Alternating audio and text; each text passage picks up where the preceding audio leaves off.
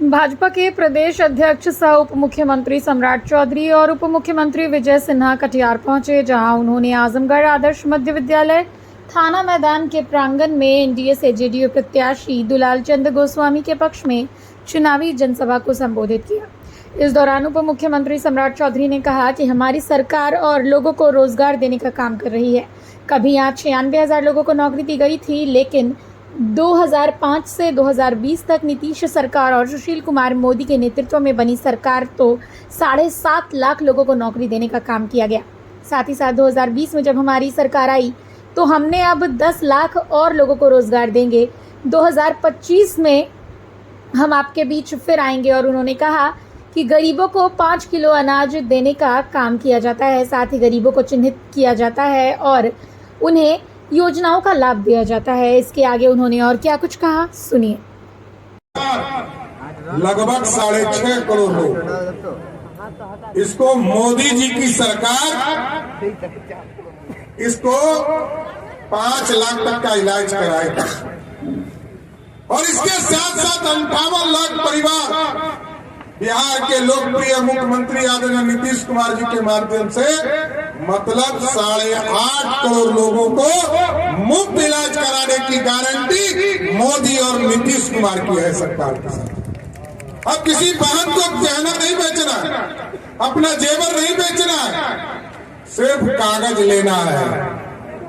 आपके यहाँ जो पंचायत सरकार भवन है, जो पंचायत का कार्यालय है, सीएससी सेंटर है, उसमें आप जाइए और आप सीधा कागज निकलवा कर किसी भी हॉस्पिटल में भर्ती हो जाइए जो रजिस्ट्रेशन किए हुए हैं। 5 लाख तक का इलाज उसको मुफ्त करना पड़ेगा, आप एकदम अस्वस्थ हो। उसी तरह साथियों, बिहार को सुधारना भी, ये जो बालू माफिया, शराब माफिया और जमीन माफिया, ये 3 तरह के माफिया सभी जगह घूमते हैं और कटिहार जिले में भी बहुत से लोग माफिया लोग घूम रहे हैं।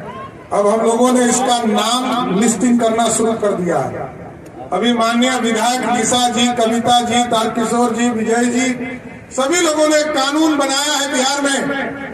ये जो माफिया है ना, ये गांव में गरीबों को तंग करता है, जमीन हड़पने का काम करता है। ऐसे लोगों को हम चिन्हित करवा रहे हैं और डिस्ट्रिक्ट एडमिनिस्ट्रेशन इसको चिन्हित कर रहा है। जैसे ही चुनाव खत्म होगा, एकदम अस्वस्थ रहिए, या तो वो कटिहार के जेल में होगा, नहीं तो हिंदुस्तान छोड़कर बगल के देश में चला गया। एकदम अस्वस्थ रहिए, कोई रोक नहीं सकता है। लोकतंत्र साफ सुथरा चलेगा और सुशासन से बिहार चलेगा। साथियों, लोग तो ये आपके बीच में चर्चा करते होंगे कि हम जब सत्ता में आए 17 महीने तक तो हमने ही काम किया। साथियों, ये बताना चाहते हैं, यहाँ बैठे हैं तारकिशोर जी, हम लोग के नेता रहे। इनके ही रीजन में जातीय सर्वे का काम शुरू हुआ।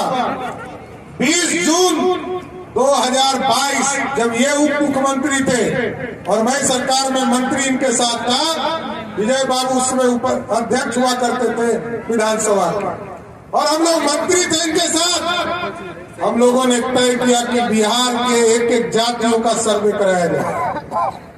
लेकिन कुछ लोग कहते हैं क्योंकि उनको कभी किसी दूसरे को देना नहीं है। लालू प्रसाद जी 1990 से लेकर 2005 तक बिहार के मुख्यमंत्री रहे साथियों, और वो रिजर्वेशन किसको देते हैं? सिर्फ अपने परिवार को। मतलब पहले अपने, फिर कहा मेरी पत्नी को मुख्यमंत्री बनाओ, फिर कहा मेरा बेटा क्रिकेट नहीं खेलता है, पानी ढोता है, इसको मुख्यमंत्री बनाओ, फिर कहा मेरा बेटा है, दूसरा बड़ा बेटा है जो अपनी पत्नी को मारता है, तंग करता है, उसको मंत्री बनाओ, उसको मंत्री बनाया। फिर रामकृपाल यादव जी ने जब उनकी बेटी को चुनाव हरा दिया तो कहा राज्यसभा भेज दो, एमपी बना दो। अब एक बार इतना टूरिस्ट बेटी को लाया, सिंगापुर से सीधे छपरा की धरती पर भेज दिया है। अब आप सोचिए लोकतंत्र कैसा चाहिए।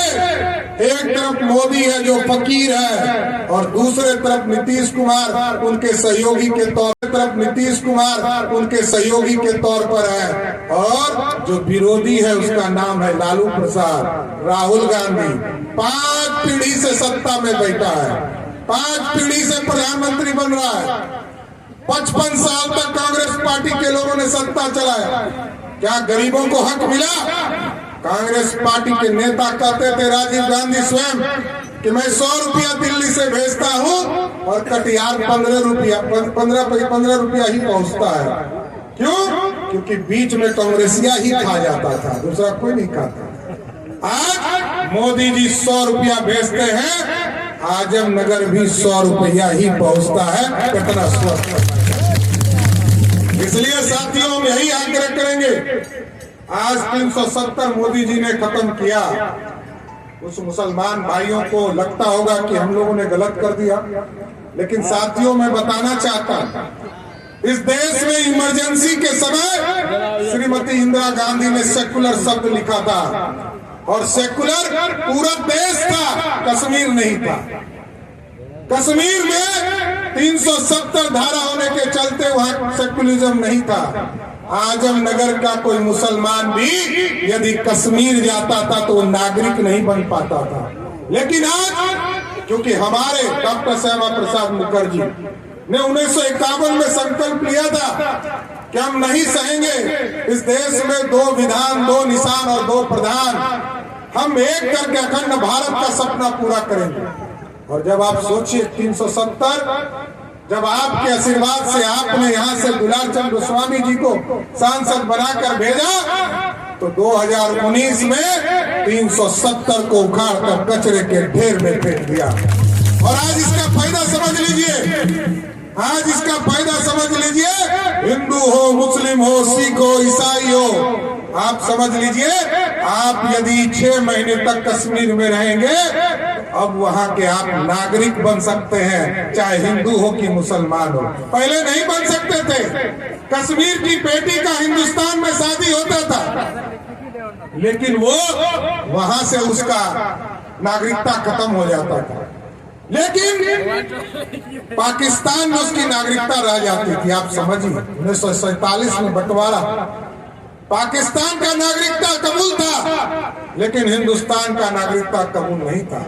आज 370 के माध्यम से हम आपको स्वस्थ करते हैं कि मोदी की सरकार ने चाहे हिंदू हो, मुस्लिम हो, सिख हो, ईसाई हो, सबके लिए कश्मीर का रास्ता खोला। अब विकसित भारत बनने का सपना, ये जो दुनिया का स्वर्ग है कश्मीर, इसमें बिहार के लोग भी जाकर रहने का काम कर सकते हैं। इसलिए हम आप सभी लोगों के लिए मोदी सरकार काम कर रही है। और 1990 से 2005 तक यहाँ दुलारचंद जी बैठे हैं, हम भी उस सरकार में भी मंत्री रहे साथ। मात्र 96,000 लोगों की नौकरी लगी थी, और 2005 से लेकर 2020 तक नीतीश कुमार जी और सुशील मोदी के नेतृत्व में सरकार चली। 7.5 लाख लोगों को पक्की नौकरी देने का काम किया। और इस बार 2020 में जब आपने यहाँ से निशा सिंह जी को चुनाव जिताकर भेजा, तो हम लोगों ने पूर्ण रूप से आश्वस्त किया है कि 10 लाख सरकारी नौकरी देकर 2025 में फिर से वोट मांगने आपसे आए। ये वादा पूरा करेंगे साथियों। और अब तो हम लोगों ने चिन्हित भी कर दिया है, गरीबों को 5 किलो अनाज मिल रहा है। 94 लाख परिवार ऐसा हम लोगों ने चिन्हित किया है जिसको 2-2 लाख रुपया घर घर पहुंचाएंगे, उसके अकाउंट में डालेंगे। ये 94 लाख परिवार है, और लगभग 50,000 ऐसे लोग हैं जिसको उद्योग के लिए प्रोत्साहन करेंगे। वैसे लोगों को अभी तक 50,000 लोगों को 10-10 लाख रुपया उपलब्ध कराया, 5 लाख रुपया उसको सहायता दिया, और 5 लाख रुपया उसको लोन के तौर पर 3-4% के ऊपर देने का काम किया है। वो बिजनेस करे, नौकरी देने वाला बने, गांव में बिजनेस स्थापित करे। लेकिन एकदम स्वस्थ रहिए, ये बदलता हुआ भारत है। 2047 का विकसित भारत बनाना है। हम आप लोगों से यही आग्रह करने आए हैं। आज हम नगर के तमाम साथियों से, पूरे कटिहार के लोकसभा क्षेत्र के लोगों से एक एक वोट आप अपने यहाँ 26 तारीख को वोट पड़ेगा और आदरणीय दुलार चंद गोस्वामी जी को वोट दीजिएगा। जैसे ही आप वोट दीजिएगा और 4 तारीख को रिजल्ट होगा, वैसे ही देश में मोदी सरकार स्थापित हो जाएगा।